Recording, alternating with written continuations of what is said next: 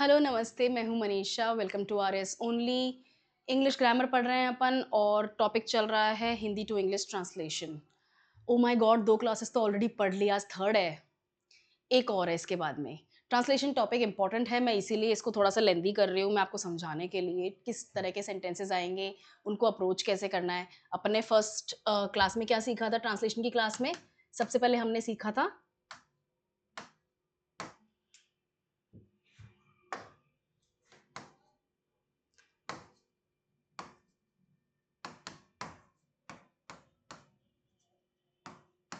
ये सीखा था सेंटेंस दिखता कैसा है इंग्लिश का, उसमें क्या-क्या होता है? उसमें सब्जेक्ट होता है, हेल्पिंग वर्ब होती है, मेन वर्ब होती है और लास्ट में क्या होता है? ऑब्जेक्ट होता है। यही सीखा था, सेंटेंस ऐसे ही बनता है इंग्लिश का, मोर और लेस। फिर हमने क्या सीखा था? हिंदी के सेंटेंस में आपको सबसे पहले क्या आइडेंटिफाई करना है? वर्ब आइडेंटिफाई करनी है। वो आपको कहाँ मिलेगी? एंड में मिलेगी। और उसको क्यों आइडेंटिफाई करना ज़रूरी है? क्योंकि वो आपको सेंटेंस के टेंस एंड फॉर्म को बताएगी। एक्टिव वॉइस है, पैसिव वॉइस है, इनडायरेक्ट है, डायरेक्ट है ना? और कौन से काल में लिखा है उस सेंटेंस को, कौन से टाइम की बात हो रही है सेंटेंस में। यही किया था। फिर अपन ने क्या सीखा था नेक्स्ट में? टाइप्स ऑफ सेंटेंसेस सीखा था। टाइप्स ऑफ सेंटेंसेस देखे थे अपन ने, है ना? एफर्मेटिव सेंटेंस होते हैं, ऑप्टेटिव होते हैं, नेगेटिव होते हैं, है ना? एक्सक्लेमेटरी सेंटेंसेस होते हैं, इंटरोगेटिव सेंटेंसेस होते हैं, है ना? नेगेटिव इंटरोगेटिव होते हैं, बहुत सारे टाइप के क्वेश्चंस होते हैं, सेंटेंसेस होते हैं। उन सबको अप्रोच किया, उन सबके अपन ने एग्जाम्पल देखे थे। अभी तक अपन ने ट्रांसलेशन में ये सीखा है। अपन ने सिंपल सेंटेंस, अपन ने जैसे इसमें कॉम्प्लेक्स सेंटेंस भी देखे थे। कॉम्प्लेक्स सेंटेंसेस को क्या करते हैं?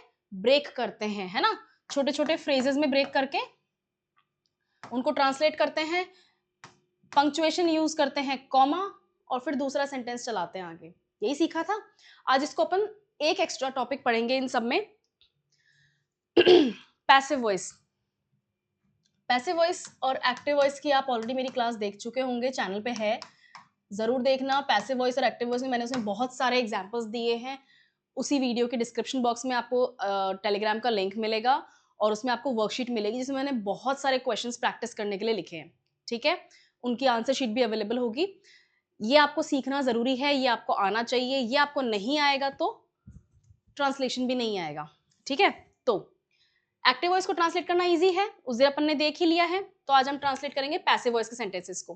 पैसिव वॉइस का मेन आइडेंटिफिकेशन पॉइंट क्या होता है?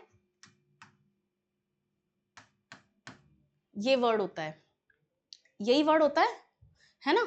पैसिव वॉइस को कैसे पहचानते हैं? इस वर्ड से पहचानते हैं, किसी के द्वारा वो कार्य किया गया, है ना? जैसे पत्र रिया द्वारा लिखा गया था। पहली बात तो ये जब वर्ड है, मैंने क्या बताया था पिछली क्लास में, इस वर्ड से आपको टेंस का पता चलेगा। अगर था होगा तो टेंस कौन सा है? भूतकाल है। इंग्लिश में क्या हो गया? Past tense. ठीक है ना? सबसे पहली चीज हमें यही पता करनी है कि टेंस क्या है। ठीक है, उस टेंस से वर्ब का हमें कौन सा फॉर्म यूज करना है ये पता चल जाएगा, आपका आधा काम यही हो जाएगा। नेक्स्ट, अब इसमें अपन नोट करेंगे कि सब्जेक्ट किसको बनाना है। ये रहा आपका सब्जेक्ट। अब यहाँ पर नाउन जो है, नाउन आपकी रिया ही है। कर्ता कौन है? रिया है। हिंदी में नाउन रिया है, इंग्लिश में भी नाउन रिया ही रहेंगी, लेकिन इंग्लिश में हमें नाउन से मतलब नहीं है, हमें सब्जेक्ट से मतलब है, जो सेंटेंस को स्टार्ट करेगा। सेंटेंस को स्टार्ट कौन कर रहा है?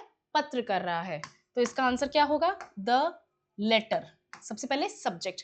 अब अपन लिखेंगे verb, helping verb, I am sorry, क्योंकि पास्ट टेंस है इसलिए हेल्पिंग वर्ब आपकी वॉज हो जाएगी।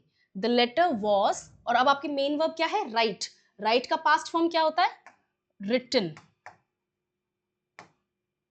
है ना? The letter was written. और ये वाला वर्ड डालेंगे, मैजिक वर्ड आपका पैसिव वॉइस में चेंज करने के लिए, बाय प्रिया। कौन सा, क्या नाम है? रिया।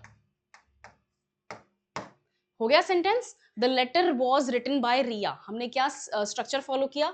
ये आपका सब्जेक्ट, ये आपकी हेल्पिंग वर्ब, ये आपका मेन वर्ब और ये आपका ऑब्जेक्ट। हो गया। इस वर्ड से, था वर्ड से हमने टेंस का पता लगाया। टेंस का पता लगाएंगे तो हमें इन दोनों शब्दों का पता चल जाएगा कि इनको क्या रूप देना है। समझ में आया? रिवीजन हो गया? बढ़िया। सेम पैटर्न फॉलो कर रहे हैं अपन। पैसिव वॉइस में अपन की आइडेंटिफिकेशन इस शब्द से चेंज हो जाएगी, बाय लिखना है ना, किसके द्वारा किया गया है। चलो इसको प्रैक्टिस करते हैं। फर्स्ट सेंटेंस क्या होगा, the letter was written by Riya. यहां लिखते हैं फर्स्ट सेंटेंस है the letter was written by Riya, यही सेंटेंस है, ठीक है। Let's go to the second sentence, काम पूरा किया जा चुका है। चुका आपका पास्ट का फॉर्म है, लेकिन है आपका प्रेजेंट का फॉर्म है। इंपॉर्टेंस किसको देंगे, इस है वर्ड को देंगे, यानी कि प्रेजेंट टेंस में अपन को इसको बनाना है। लेकिन चुका, काम खत्म हो चुका है, इसका मतलब पास्ट वाला जो यहाँ पर परफेक्ट है वो आएगा। टेंस क्या बन गया, थोड़ा ज्यादा हॉच पॉच हो गया, let me just clear this up, और उसके बाद में अपन इसको अलग से भी अप्रोच करते हैं। मैं थोड़ा डिटेल में इसलिए पढ़ा रही हूँ बिकॉज आपके एग्जाम आने में बहुत ही कम डेज बचे हैं, तो इसको एक तरह से रिविजन क्लास के रूप में भी लिख सकते हो आप, ठीक है। चुका क्या होता है आपका, पास्ट फॉर्म बताता है, और है क्या होता है आपका, प्रेजेंट फॉर्म बताता है। इंपॉर्टेंस किसको ज्यादा देंगे, है वाले वर्ड को। इसका मतलब प्रेजेंट का परफेक्ट फॉर्म जो है, ये टेंस हो गया। टेंस क्या हुआ, present perfect tense.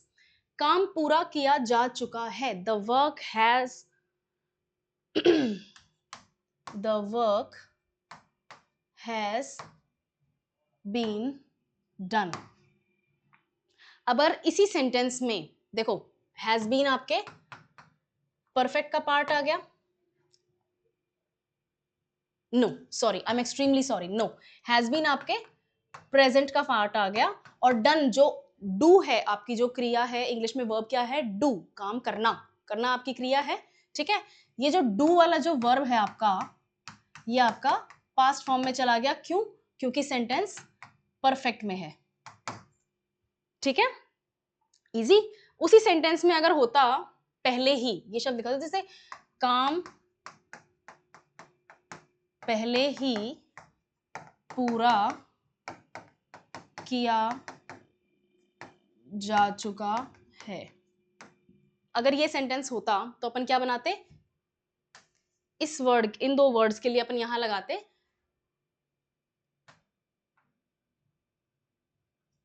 The work has already been done. ये तो बेसिक है, ये तो अपन समझ रहे हैं, यहां तक तो मेरे को उम्मीद है कि समझ में आ गया। हम सेंटेंस का स्ट्रक्चर वही फॉलो कर रहे हैं, वर्ब हमें लास्ट वर्ड से मिल रही है, सॉरी टेंस हमें लास्ट वर्ड से मिल रही है वर्ब के थ्रू, ठीक है। ये दोनों आपके बेस फाउंडेशन है, आपका की स्टोन है, ठीक है। इसके अलावा आपको ट्रांसलेशन करना नहीं आएगा, अगर आप ये दोनों चीजें नहीं सीखेंगे तो ट्रांसलेशन नहीं होगा, है ना। So we will have to pay more attention to that. पुस्तक छात्र द्वारा पढ़ी जा रही है, या का प्रेजेंट, रही है यानी कि अभी वो काम चल रहा है,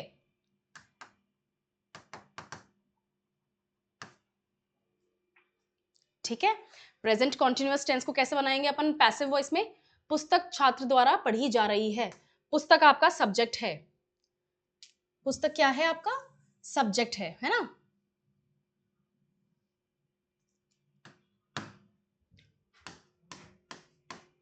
द बुक, ये आपकी पुस्तक है, जिस पुस्तक के बारे में, स्पेसिफिक बुक के बारे में बात हो रही है, इसलिए आर्टिकल मैंने द लगाया है, ठीक है।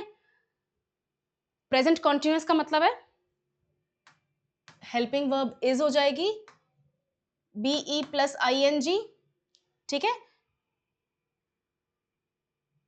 ठीक है।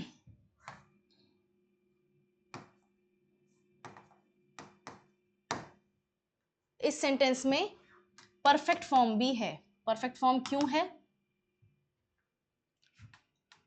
इस वर्ड के लिए, क्यों है इस वर्ड के लिए, क्योंकि उसको वो पढ़ते हुए, जो वो बुक वो पढ़ रहा है, जो भी जिसके बारे में बात हो रही है, छात्र के बारे में बात हो रही है, स्टूडेंट के बारे में बात हो रही है, उसने थोड़ी देर पहले वो बुक पढ़ना शुरू कर दी है, ठीक है। यानी कि जब उसने वो काम किया था, वो काम, वो टाइम अब पास्ट में है, इसलिए ये आ गया। वो अभी भी बुक पढ़ रहा है, इसका मतलब अभी कॉन्टिन्यूस चल रहा है, वो भी वो टाइम चल रहा है जिसके उसके हाथ में बुक है, and he is still reading it, तो कॉन्टिन्यूस हो गया।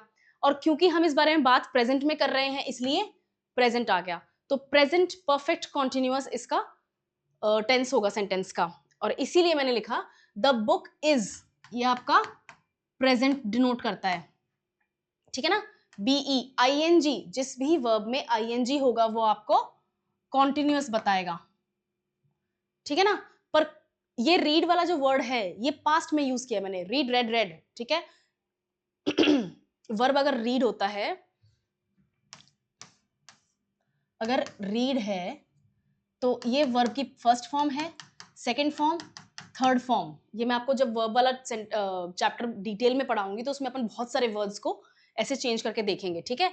इनका प्रोनाउंसिएशन डिफरेंट होता है, इनकी स्पेलिंग सेम होती है, रीड, रेड, रेड। ये मैंने ये वाला यूज किया है, क्यों? क्योंकि मैंने पास्ट फॉर्म ये ऑलरेडी शुरू कर चुका है उसको पढ़ना। ये वाला वर्ड मैंने परफेक्ट के लिए पास्ट में यूज किया है। रीड करने वाले को पता चल जाएगा कि आपने कौन सा फॉर्म यूज किया, आपको ये चिंता करने की जरूरत नहीं है। जो चेक कर रहा है उसको पता तो है ना कि मैंने रेड लिखा है, यहाँ पे रीड नहीं लिखा है, उन्हें पता है, ठीक है। So the book is being read by him, ठीक है। ये आपका प्रेजेंट परफेक्ट कॉन्टिन्यूअस का बहुत ही सुंदर एग्जाम्पल। नेक्स्ट देखते हैं अपन। आई एम सॉरी, क्या वो, ओके। अगले साल, स्पेलिंग मिस्टेक, अगले साल एक नई सड़क बनाई जाएगी, नेक्स्ट ईयर, है ना। अगले साल इज नेक्स्ट ईयर, नई सड़क इज न्यू रोड, एक इज अ, बनाई इज कंस्ट्रक्ट या मेक, ठीक है। और जाएगी वर्ड से क्या पता चल रहा है? फ्यूचर टेंस है, सिंपल फ्यूचर टेंस है। सिंपल फ्यूचर क्यों है? क्योंकि टाइम भी इसका आने वाले समय में ही है, ठीक है ना। अभी बनाना स्टार्ट नहीं कर रहे कि अगले साल तक कंप्लीट होगी, वो शुरू ही अगले साल करने वाले हैं, ठीक है। तो सब्जेक्ट क्या होगा आपका? अगला साल, next year a new road will be constructed.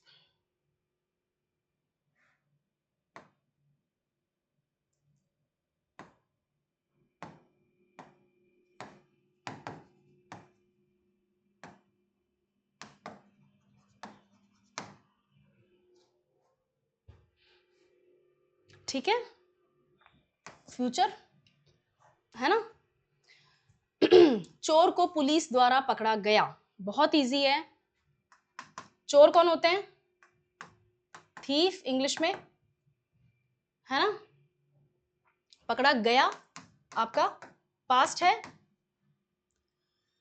Police पकड़ चुकी है चोर को, अभी प्रोसेस चल नहीं रहा है, पास्ट में चला था, पास्ट में ही फिनिश भी हो गया, सिंपल पास्ट टेंस। द्वारा पकड़ा गया, ओके।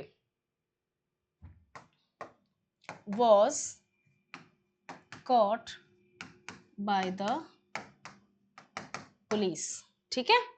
तो thief was caught by the police, was आपकी हेल्पिंग वर्ब हो गई पास्ट के लिए, और caught आपका कैच का पास्ट हो गया पास्ट के लिए, ठीक है। बाय द पुलिस, द्वारा, बाय का क्या मतलब बताया था? बाय क्या होता है? द्वारा, ठीक है। ये वर्ड जो है आपके पैसिव वॉइस को आइडेंटिफाई करता है, और हिंदी में कौन बताएगा ये वर्ड? ठीक है, चलो let's check. The letter was written by Riya, the letter was written by Riya, ठीक है ना। The work has been completed, the work has been done, completed भी हो सकता है। The book is being read by him, the book is being read by the student. New road will be built next year, will be constructed लिखा है अपन ने, next year और new road will be constructed, दोनों सही है। Built भी सही है क्योंकि ये बिल्ड का पास्ट फॉर्म ये रहा, ठीक है ना, है ना। कंस्ट्रक्ट भी सही है, इंफ्रास्ट्रक्चर जैसे वर्ड्स के लिए अपन कंस्ट्रक्शन ही यूज करते हैं, है ना। पुल कंस्ट्रक्ट होता है, पुल बिल्ड हो रहा है, सब सही है। और अगर बहुत ही सिंपल जाना है तो बनाने के लिए मेड भी यूज कर सकते हैं, है ना। ये मेक का पास्ट फॉर्म है आपका। Excuse me. The thief was caught by the police, ये लिखा अपन ने, the thief was caught by the police. Easy था। सेंटेंस का स्ट्रक्चर अपन ने सेम वही फॉलो किया है जो पहले से अपन फॉलो करते आ रहे हैं। नेक्स्ट देखते हैं, ऑब्लिगेटरी सेंटेंसेस। ऑब्लिगेटरी सेंटेंसेस वो सेंटेंसेस होते हैं जिनमें आप अपनी मजबूरी बता रहे हैं। तो ऑब्लिगेटरी सेंटेंसेस कौन होते हैं? जिसमें आपकी मजबूरी की बात होती है। कोई आपको कंपल्सरीली जबरदस्ती आपसे कोई काम करवा रहा है, ठीक है? जैसे यहाँ बहुत अच्छा एग्जाम्पल है हमने ट्रैफिक में पालन करना पड़ता है, ये वाला एग्जाम्पल देखो। इससे बड़ी क्या ही मजबूरी होगी? मन करे कहीं पे भी अपन चलाएं गाड़ी आराम से, नहीं लेकिन ऐसा नहीं कर सकते। ऐसा क्यों नहीं कर सकते? ऐसा इसलिए नहीं कर सकते कि एक इंग्लिश में कहावत है यहां लिखती हूं मैं।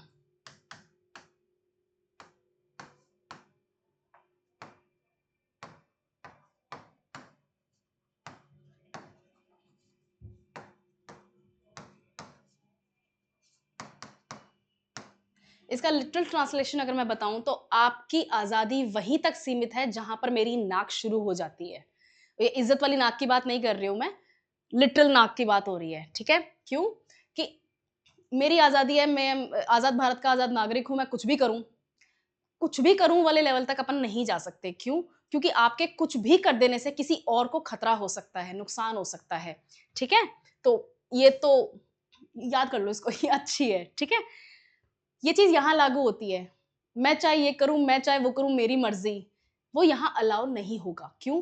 क्योंकि अगर मैं सिग्नल्स फॉलो नहीं करूंगी, कैसे भी कार चला रही हूँ, कोई सामने आएगा, कोई जीब्रा क्रॉसिंग से, वो तो फॉलो करना चाहते हैं रूल, जीब्रा क्रॉसिंग से क्रॉस कर रहे हैं सड़क को और मैं निकल गई इट्स नॉट राइट, है ना? इसलिए हमें नियमों का पालन करना पड़ता है, ठीक है ना? ये हमारा कंपल्शन है। वी आर, इसमें इसके जो ट्रांसलेशन है ना, जैसे ये इसी का बताती हूँ, हमें ट्रैफिक नियमों का पालन करना पड़ता है। ओके, यहां लिखते हैं हमें ट्रैफिक रूल्स का फॉलो करना पड़ता है। हाँ, मुझे पता है मैंने आधा इंग्लिश में लिखा है, उसके ऊपर अपन फोकस नहीं करेंगे, अपन इस वर्ड के ऊपर फोकस करेंगे ठीक है? अब इसके ट्रांसलेशन बहुत वैरायटी के हो सकते हैं। कैसे? We are made to follow the traffic rules. ये जो मेड टू है ना, ये भी मजबूरी ही बताता है। दूसरा देखते हैं, we should follow the traffic rules, ठीक है ना? We must follow the traffic rules. ये जो मैंने वर्ड्स लिखे हैं ना, इनमें से ऐसा कुछ नहीं है कि आप कोई एक लिखोगे तो फिर आपके मार्क्स कट जाएंगे, ऐसा नहीं होगा। All these 3 options are correct, either one will work. कोई सा भी एक आप ऑप्शन लिखेंगे, आपका नंबर मिलेंगे इन सभी वर्ड से हमें ये पता चलता है कि हमारी मजबूरी है, ये जो हम कर रहे हैं, जो हम इसे कराया, आपको पढ़ना पड़ता है। यू आर, अच्छा इसमें एक और है, पढ़ना पड़ता है वाले अगर सेंटेंस को देखें, पढ़ना पड़ता है, यही सेंटेंस है। इसको अगर अपन देखें तो ये जो पढ़ता है वाला ना, सेम लिखेंगे, we are made to study, we should study dy, ठीक है? We must study. और एक इंटरेस्टिंग तरीका है इस सेंटेंस को लिखने का, we are supposed to study. सारा सही है, कोई सा गलत नहीं है, ठीक है? We are made to study, हमें पढ़ाई करवाई जा रही है। वी शुड स्टडी, हमें पढ़ना चाहिए। वी मस्ट स्टडी, हमें पढ़ना चाहिए। मस्ट और शुड दोनों सेम है, इनके डिग्री ऑफ इफेक्ट का फर्क पड़ता है। ज्यादा कंपल्शन कौन सा महसूस हो रहा है, ये वाला थोड़ा ज्यादा कंपल्सरी महसूस होता है, ठीक है ना? और ये we are suppose to study, हमें पढ़ाई करनी चाहिए, ये सब सेम है, सब सेम है। किसी में भी आपके नंबर नहीं कटेंगे, आपको वेराइटी आनी चाहिए। वो वैरायटी कब आएगी? जब सेंटेंस को पहचानेंगे और आपकी वोकैबुलरी अच्छी होगी। किसी को अपने बड़ों का सम्मान करना चाहिए। अब ये जो किसी को है ना, ये क्वेश्चन नहीं है, किसी को करना होगा, इट्स नॉट अ क्वेश्चन। इसका लिटरल ट्रांसलेशन इंग्लिश में होता है वन, ठीक है? कैसे लिखेंगे इसको?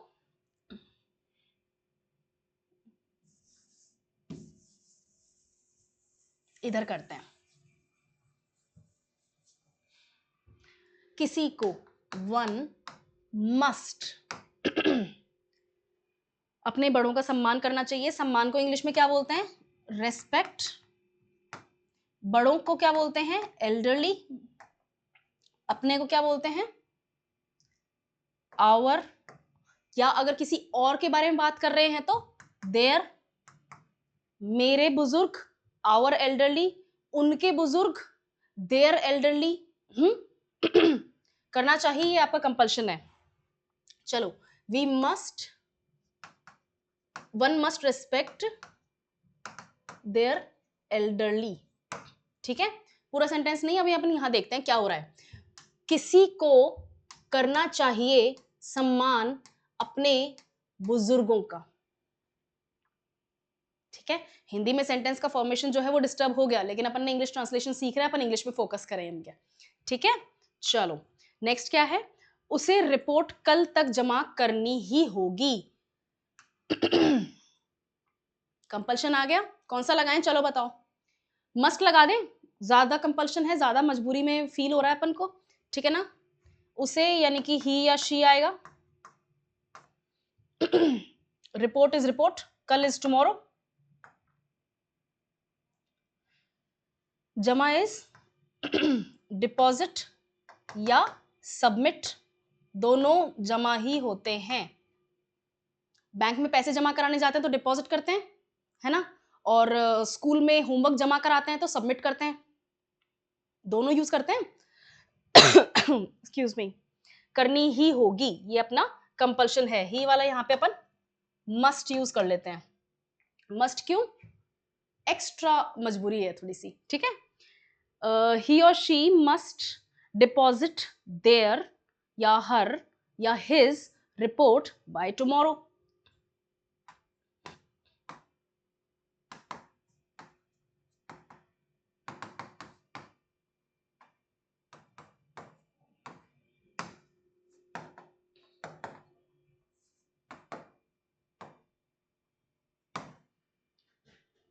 आ गया, सेम लिखा है अपन ने, मैंने शी ले लिया, आप ही ले लो, doesn't make a difference. She must deposit her, अगर आप शी लोगे तो हर लेना, पता चले ही ले रहे हो और हर लिख दो वहां पे, मैं होंगी तो नंबर काट लूंगी। ठीक है, शी मस्ट डिपॉजिट और submit her report by tomorrow, कल तक, बाय। ठीक है, चलो ऊपर अपन ने दो सेंटेंसेस छोड़ दिए है ना। बाइक चलाते समय तुम्हें हेलमेट पहनना चाहिए। यू मस्ट या should wear a helmet while riding a bike। समझ आ गया? बाइक चलाते समय आपको हेलमेट पहनना चाहिए। यू कहा गया तुम्हें, ठीक है ना, तुम्हें में फीमेल और मेल नहीं होता है, इसलिए यू में भी हमें फीमेल और मेल स्पेसिफिक करने की जरूरत नहीं है। मस्ट चाहिए, मस्ट या शुड आप मन करे वो लगाएं आप। वेयर पहनना, अ हेलमेट एक ही हेलमेट पहनोगे, एक बार में दो तीन हेलमेट थोड़ी पहन लोगे। ठीक है, चलाते समय, चलाते समय, वाइल राइडिंग बाइक, आपकी मोटरसाइकिल यहां पर आ गई। ठीक है, चलो छात्रों को अपना होमवर्क समय पर पूरा करना चाहिए। चलो ठीक है, अपन ने है ना, मैंने अभी तक आपको 5 सेंटेंसेस में से 4 सेंटेंसेस करके दिखाए। Why don't you try the second one, है ना, सेम प्रोसेस फॉलो करो, सेम कंपल्शन वर्ड्स फॉलो करो। इस वाले को कमेंट्स में लिखो। ठीक है, और अगर कोई और फॉर्म भी आता है, जैसे मैंने आपको यहां पर क्या बताया, मस्ट और शुड वाला मैंने ऑप्शन दिया था ना, बाइक हाँ पहनना चाहिए वाले में मैंने क्या ऑप्शन दिया, मस्ट और शुड का ऑप्शन दिया था। ठीक है, उसी तरह से अगर इस सेंटेंस में ऑब्लिगेटरी वर्ड का कोई ऑप्शन आपके पास में बनता है तो ऑप्शन लिख के स्लैश यूज करके ऑप्शन लिखो and then write it down in the comments. और अगर आप नहीं शेयर करना चाहते हो कोई बात नहीं, मैं थोड़ी देर में इसका आंसर बताऊंगी, तो जस्ट चेक कि आपने सही किया था या नहीं। ठीक है, चलो पॉज कर दो यहाँ पे and then attempt this question. अब अपन देखते हैं क्या है। छात्रों को अपना होमवर्क समय पर करना पूरा करना चाहिए। छात्रों इज स्टूडेंट्स, प्लूरल में हो गए स्टूडेंट्स, ये चीजें ध्यान रखनी पड़ेंगी। आप ये नहीं कर सकते कि छात्रों लिखा है और आप स्टूडेंट कर दो, ऐसा नहीं होगा। एक एक वर्ड के ऊपर ध्यान रखना पड़ेगा, इन चीजों की छोटी छोटी चीजों के मार्क्स कटते हैं, है ना, ध्यान रखना है। छात्रों को अपना होमवर्क, अपना यहाँ पर क्या होगा, देयर, होमवर्क आपका होमवर्क समय पर, ऑन टाइम, ठीक है। पूरा इज कंप्लीट या फिनिश, ठीक है। करना चाहिए, करना इज टू डू, चाहिए is must, should, SHOULD, should. और कौन से हैं, they have to do their homework, नहीं दे हैव टू में नहीं आएगा, हैव टू प्रेजेंट होता है, करना चाहिए। ऑल राइट, चलो इसको सॉल्व करते हैं। स्टूडेंट्स मस्ट, है ना, complete their homework on time. यही आंसर सोचा था आपने भी, यही आंसर समझा था अपनी नोटबुक में या कमेंट्स में, यही लिखा, वेरी गुड। अगर ये नहीं लिखा है तो नोटिस करो कौन सा वर्ड आपने कहाँ गलत किया, कौन सा वर्ड आपने डिफरेंट यूज किया। अगर ऑप्शंस में से डिफरेंट यूज किया है तो इट्स ओके। अगर आपने ग्रामेटिकल एरर करी है तो इसको यहीं पर नोटिस कर लो और फिर बाद में आप आगे परेशान ना हो ताकि ट्रांसलेशन में, ठीक है। छात्रों को अपना होमवर्क समय पर पूरा करना चाहिए। Students must complete their homework on time. एक और चीज मैं बता दूं, एग्जाम में मत लिखना शॉर्ट फॉर्म, एग्जाम में शॉर्ट फॉर्म्स नहीं चलेंगे, एब्रीविएशंस नहीं चलेंगे, एग्जाम में आपको कंप्लीट वर्ड्स लिखने पड़ेंगे। एग्जाम में आपको इसको होम वर्क पूरा लिखना पड़ेगा। इनफैक्ट छोटा एच होगा, it will not be capital, capital H नहीं होगा, ठीक है। होमवर्क शॉर्ट में रहेगा। Students must complete their homework on time. चले नेक्स्ट टॉपिक पे, चलो। You must wear a helmet while riding a bike. Students should complete their homework on time. मैंने must use करा, आपने should use करा, वही बात है। We have to follow the traffic rules. We should follow the traffic rules. We must follow the traffic rules. We are obligated to follow the traffic rules. ये सारे sentences सही हैं। One ought to respect their elders. ठीक है ना? One must respect their elders. Same. He must submit the report by tomorrow. ये कुछ ज्यादा ही compulsion था यहाँ पे, ये तो शायद अपन ने literally same to same करा है। कहाँ है? She must deposit her report by tomorrow. ठीक है? इन्होंने ही कर दिया, अपन ने शी कर दिया। ऑल राइट अब एक ये वर्ड है इट, ये मूवी वाला इट नहीं है। किस किसने देखी है मूवी? डरावनी मूवी थी, माय गॉड बहुत ही डरावनी मूवी थी। एनीवे ये जो वर्ड है इंग्लिश में, ये डिनोट करता है वैरायटी, बहुत सारी चीजों को डिनोट करता है। वेदर, मौसम, सीजन और वेदर में क्या फर्क होता है? वेदर टेम्परेरी होता है, सीजन आपके साल भर के, जैसे ग्रीष्म काल होता है और कौन सी ऋतुएं होती हैं जो ठीक है, वो सारे सीजन्स होते हैं। Monsoon season, winter season, summer season, spring season, autumn season, ये सब जो सारे सीजन्स है ना, ये एक पर्टिकुलर टाइम पीरियड तक चलते हैं और इनको चेंज होने में सदियों लग जाते हैं। तभी तो क्लाइमेट चेंज में अपन बोलते हैं, आजकल क्लाइमेट चेंज बहुत ज्यादा हॉट टॉपिक है, अपन क्या बोलते हैं कि सीजन्स का टाइमिंग खराब हो रहा है ना, राइट। सीजन्स अलग होते हैं, वेदर डे टू डे होता है, ठीक है। जैसे आज क्या वेदर है? आज बहुत सनी वेदर है, आज बहुत ज्यादा सूरज की तीव्र जो गर्मी है वो पड़ रही है, ठीक है, तो सनी वेदर है। वेदर डे बाय डे होता है। नेक्स्ट टाइम, टाइम क्या हो रहा है? It's 3:40 PM। हो सकता है आप दूसरे टाइम पे मेरे को देख रहे हो, बट मेरे को टाइम को यहाँ पे एज अ प्रोनाउन मैंने यूज कर लिया इट में, ठीक है। Next day, it is Wednesday. Month, it is क्या कौन सा मंथ चल रहा है? May, it is May right now. Non living things जैसे कैट हो गई, where is your cat? It is sleeping in the drawing room. It, मैंने कैट के लिए प्रोनाउन यूज करा it. Non living thing, animate object, inanimate object, sorry animate होता है animal तो, बट जैसे द टेबल हो गया, चेयर हो गया, where is the chair? It is in the garage, ठीक है। एनिमल्स, कैट वाला एग्जाम्पल हो गया। बेबीज, बेबीज में जिन बेबीज का आपको जेंडर नहीं पता है, उन बेबीज को ऐसा नहीं है कि हमने उनको इनएनिमेट कर दिया है या हमने उनकी जेंडर वैल्यू 0 कर दी है, ऐसा नहीं होता है। हम उनका जेंडर जानते नहीं है, इसलिए हम उनको न्यूट्रल जेंडर दे देते हैं। इट आपका न्यूट्रल जेंडर होता है। ये नाउन के चैप्टर में ध्यान है, पढ़ाया था मैंने, राइट। कल जयपुर में मूसलाधार बारिश हो रही थी। पिछली क्लास में मैंने बताया था, इसकी जगह अपन एक एक्साइटिंग इंग्लिश में ईडियम यूज कर सकते हैं। कौन सा ईडियम यूज कर सकते हैं?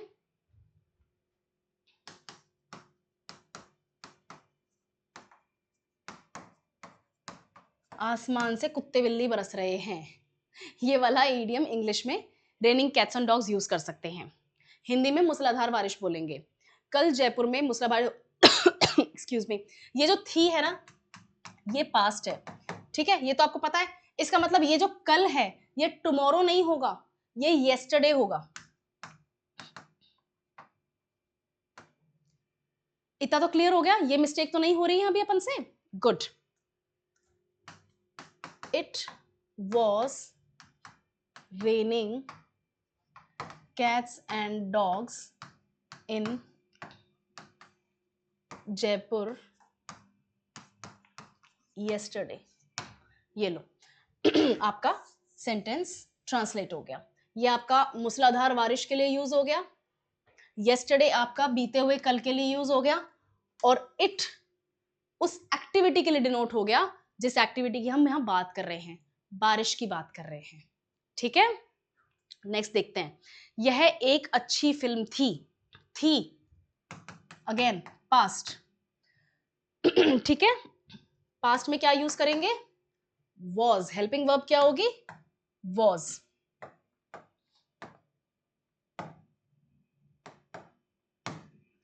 यही हेल्पिंग वर्ब भी है और यही आपकी मेन वर्ब भी है, क्योंकि यही बता रहा है कि इस सिंपल पास्ट में क्या एक्टिविटी हो रही है।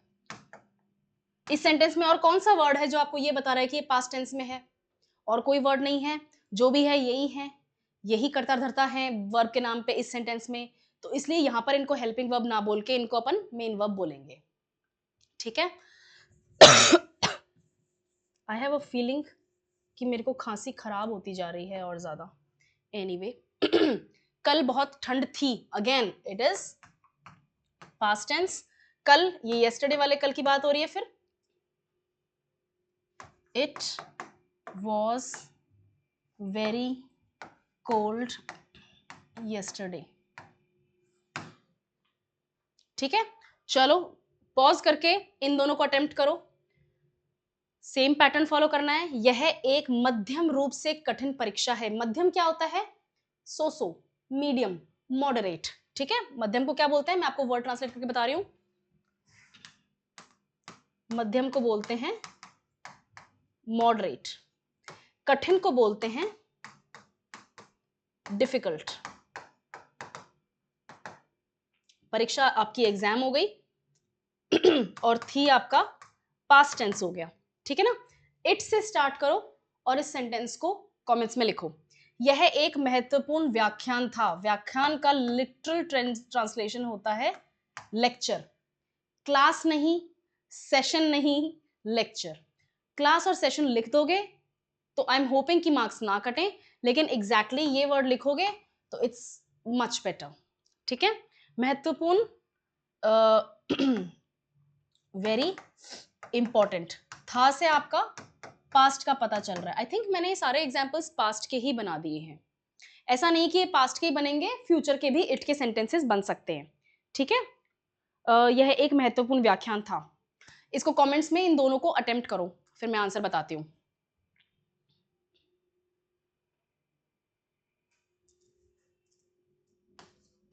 मध्यम रूप से कठिन परीक्षा थी।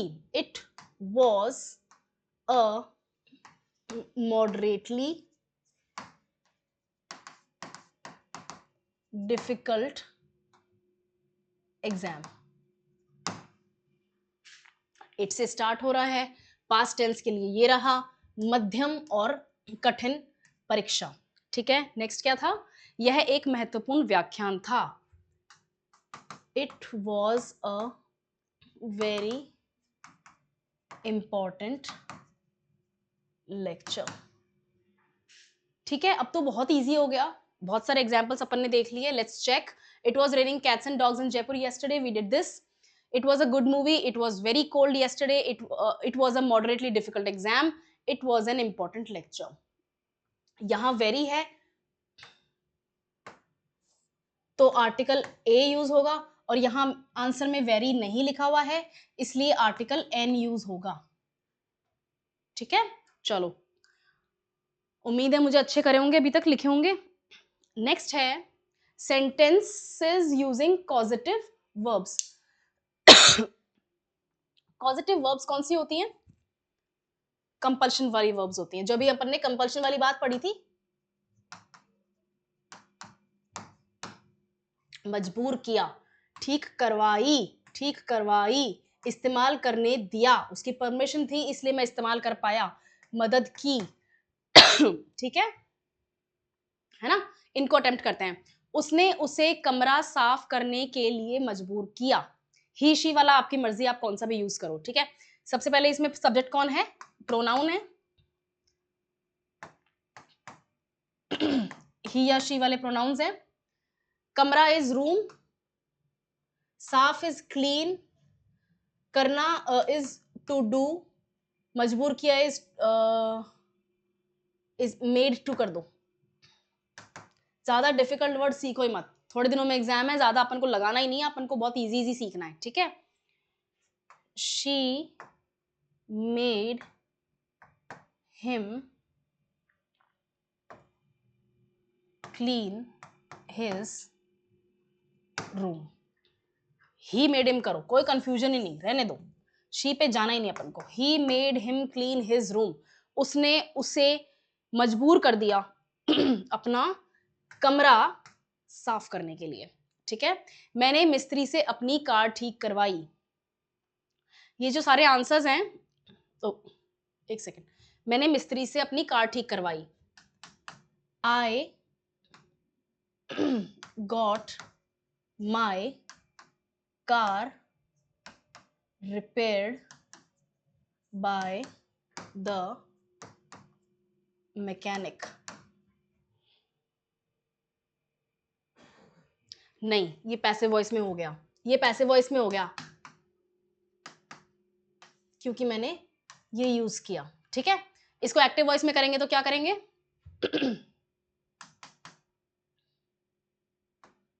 I made the mechanic repair my car। ये लो, ठीक है। आई एम सॉरी पैसिव वॉइस के लिए, बट समझ में आ गया डिफरेंस दोनों में क्या है? गलती से ही सही लेकिन समझ में आ गया, ठीक है। उन्होंने बिजली वाले से वायरिंग ठीक करवाई। उन्होंने अगेन आपका प्रोनाउन है, यहां पर उन्होंने दे के फॉर्म में है। बिजली इज बिजली वाला है, ये पूरा एक है ना, तो इलेक्ट्रिशियन, बिजली वाले को क्या बोलते हैं इंग्लिश में? इलेक्ट्रिशियन, ठीक है। वायरिंग तो इंग्लिश में भी वर्ड वायरिंग ही होएगा। ठीक करवाई इज अगेन रिपेयर, और ये कंपल्शन सेंटेंस है। उसने मुझे अपना लैपटॉप इस्तेमाल करने दिया। She allowed me to use her laptop। इसको और कैसे लिख सकते हैं? She let me use her laptop। दोनों सही हैं, ठीक है ना। यहां उसने परमिशन दी है, यहां भी उसने अलाउ करा है, परमिशन दी है। फिर है, उसने मेरी परियोजना पूरी करने में मदद की। परियोजना को क्या कहते हैं? प्रोजेक्ट कहते हैं। सरकार परियोजना ले लेके आती है ना, प्रोजेक्ट कहते हैं। उसने अगेन आपका प्रोनाउन है, सिंगुलर प्रोनाउन है, तो शी या ही यूज होगा। मेरी में क्या होगा? माय। प्रोजेक्ट पूरा करना इज कंप्लीट, मदद की इज टू हेल्प। कैसे लिखेंगे? He helped me to finish या फिर कंप्लीट माय प्रोजेक्ट। हो गया? चलो देखते हैं। She made him clean the room, कहां लिखा था? He made him clean his room, ठीक है ना, सेम है, okay. I had the mechanic repair my car, I made the mechanic repair my car, ठीक है। मजबूरी वाली बात हो रही है, मैंने उसको बोला है करने को, उसने ठीक करके दी। ये अपन ने लिखा कमेंट्स में, किस किसने लिखा? They got the electrician to fix the wiring, got the electrician, ठीक है। She led me use her, led नहीं होगा, it will be late. She let me use her laptop, she let me use her laptop, she allowed me to use her laptop. फिर है, he helped me finish the project, he helped me to finish और complete my project. ठीक है, यहां तक सही है, यहां तक समझ में भी आया अपन को। ठीक है, ये इजी था, है ना। अब देखते हैं जिरंड। जिरंड बहुत इजी, बिल्कुल इसके नाम पे नहीं जाना। जिरंड वो वर्ब्स होती हैं जिनके आगे आईएनजी लगाते हैं अपन, लेकिन उनको नाउन के यूज में रूप में यूज कर रहे हैं। ठीक है ना। It acts like a noun in a sentence. जैसे मैंने पीछे भी सेम एग्जांपल दिया है, मैं यहां बताती हूं। Swimming is a good exercise. ये आपका वर्ब हो गया। एक्सरसाइज वर्ब होती है, क्रिया हो रही है, तो फिर ये क्या है? ये जिरंड है। स्विम आपकी एक्सरसाइज होती, स्विम आपकी वर्ब होती है, और उसमें जब अपन आईएनजी डालते हैं तो टेंसेस के चैप्टर में पढ़ा था कि ये तो प्रेजेंट टेंस हो जाना चाहिए कॉन्टिन्यूअस के फॉर्म में। ऐसा नहीं होता है, ठीक है, क्योंकि ये आपकी मेन वर्ब का पार्ट हो जाता है। जब आपका मेन वर्ब ऑलरेडी अपने दूसरे रूप में वहां विराजमान है सेंटेंस में, तो आपका टेंस आपका ये मेन वर्ब लेगा। तो फिर इस वर्ब का हम क्या करें? ये वर्ब भी है ही सेंटेंस में, इस वर्ब को हम एज अ नाउन यूज करते हैं। ठीक है। देखते हैं, swimming is a good exercise. ठीक है, कहां रखा मैंने उसको? फर्स्ट में। और इंग्लिश में सेंटेंस के स्ट्रक्चर में सबसे पहले क्या आता है? सब्जेक्ट आता है। उसी तरह से आई एंजॉय रीडिंग, ये आपका प्रोनाउन हो गया। ठीक है, इंजॉय करना, इंजॉय भी अपने आप में वर्ब है। तो जब आप कुछ इंजॉय कर रहे हैं, वर्ब आपकी ऑलरेडी है, तो फिर ये क्या कर रहा है यहाँ पे? ये आपके ऑब्जेक्ट को कंप्लीट कर रहा है। ठीक है, सेंटेंस में 3 पार्ट्स होते हैं, सब्जेक्ट, वर्ब एंड ऑब्जेक्ट। ये आपका ऑब्जेक्ट के रूप में यूज हो रहा है। आपकी कोई भी वर्ब जिसमें आईएनजी लगा देते हैं लेकिन वो वर्ब का काम नहीं कर रही सेंटेंस में, उसे जिरंड बोलते हैं। दैट्स इट, कुछ नहीं है इसमें। ठीक है। His favourite hobby is painting. Hobby आपकी एक्टिविटी हो गई, आपका वर्ब हो गया। तो पेंट प्लस आईएनजी क्या हुआ? पेंट प्लस आईएनजी आपकी जिरंड हो जाएगी। ठीक है, और ये आपके एज अ ऑब्जेक्ट यानी कि एज अ कॉम्प्लीमेंट के रूप में यूज हुआ है। फिर दूसरी चीज होती है इन्फिनेटिव। इसके भी नाम से परेशान नहीं होना है। इन्फिनेटिव वो होता है जो आपकी जो बेस वर्ब है, इससे पहले हम टू लगा देते हैं। इस टू का मतलब ये नहीं है उसको, है ना, इस टू का मतलब वो नहीं है। इस टू का मतलब सेंटेंस के ऊपर डिपेंड करता है क्या आएगा। ये सेंटेंस में एज अ नाउन भी एक्ट कर सकता है। ये पूरा जो कॉन्सेप्ट है, ये सेंटेंस में एज अ नाउन भी एक्ट कर सकता है, एडजेक्टिव भी हो सकता है, एडवर्ब भी हो सकता है। ये आपके बेसिक्स ऑफ इंग्लिश ग्रामर में आपने अच्छे से पढ़े होंगे। इनके बिना वैसे भी इंग्लिश नहीं होती है पूरी।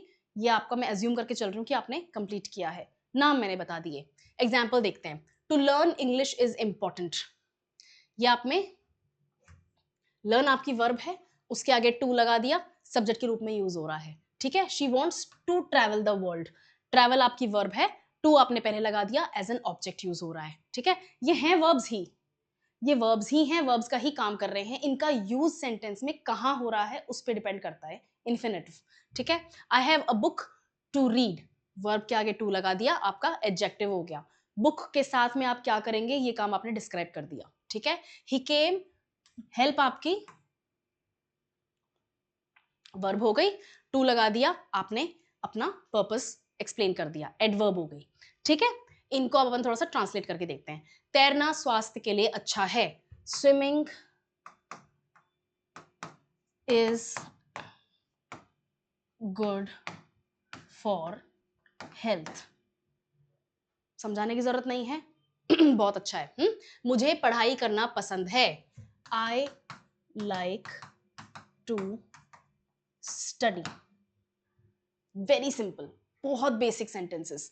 ठीक है, वे गाना सुनना चाहते हैं। ओके, वे कौन है? प्लूरल है, दे।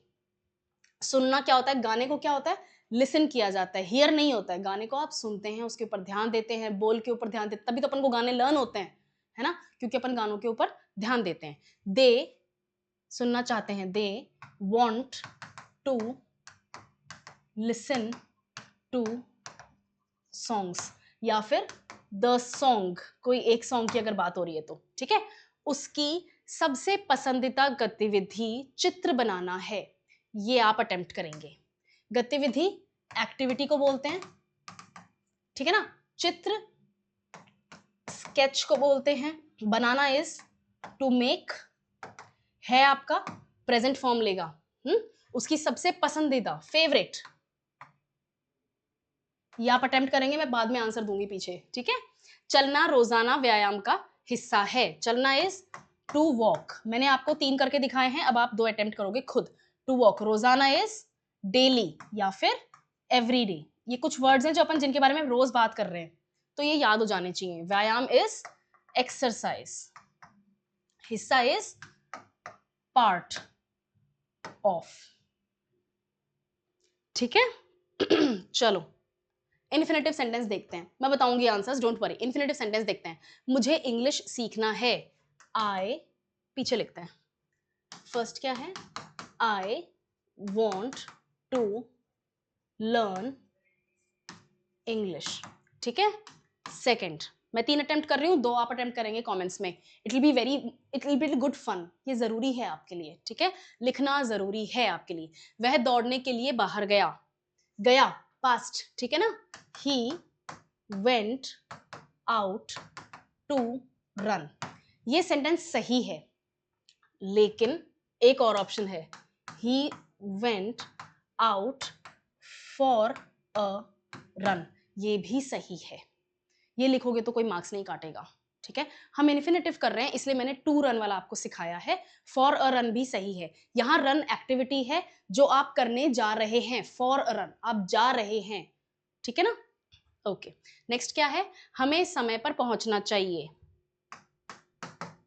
We should reach on time, ठीक है। समय पर, रीच इज पहुंचना, शुड इज चाहिए, वी इज हमें, हमें समय पर पहुंचना चाहिए। इंग्लिश उल्टा कर देता है, लेकिन ठीक है, समझ में आ गया। ये रहा। अब आप 4 और 5 खुद अटेम्प्ट करेंगे। मुझे इच्छा दुनिया घूमने की है, मेरी इच्छा दुनिया घूमने की है, मेरी इज माई, इच्छा इज विश, दुनिया क्या होती है, वर्ल्ड, घूमना क्या होता है, ट्रैवल या टूर।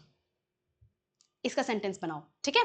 नेक्स्ट देखते हैं, उन्होंने मुझे मदद करने के लिए कहा, उन्होंने क्या होता है, दे, मुझे कौन होता है, मदद इज टू हेल्प, करने के लिए कहा यानी कि टोल्ड मी टू हेल्प, आधा सेंटेंस मैंने आपको बना के दे दिया, they told me to help या फिर they asked me to help, ठीक है। चलो इनको चेक करते हैं। जिरंड वालों में swimming is good for health, ठीक है। I like studying, they want to listen to songs, कहाँ लिखे थे अपन, they want to listen to songs, ठीक है। ये मैंने बताया आपको, उसकी सबसे पसंदीदा गतिविधि चित्र बनाना है, ये आपको लिखना था। लेट्स चेक सही है कि नहीं है। His favourite activity is drawing pictures, या फिर पिक्चर्स की बजाय स्केचेस भी कर सकते हो, दोनों सही हैं, सिनोनिम्स के फॉर्म में यूज होते हैं, दोनों सही हैं। Walking is a part of everyday exercise या डेली एक्सरसाइज, ठीक है। चलो नेक्स्ट देखते हैं इन दोनों में से। मेरी इच्छा दुनिया घूमने की है और उन्होंने मुझे मदद करने के लिए कहा, my wish is to travel the world और टूर द वर्ल्ड, दोनों सही हैं। They asked me to help, easy था। ये आपके ट्रांसलेशन की 3rd क्लास हो गई। अब मैं एक क्लास और लूंगी और उसमें मैं आपको सिखाऊंगी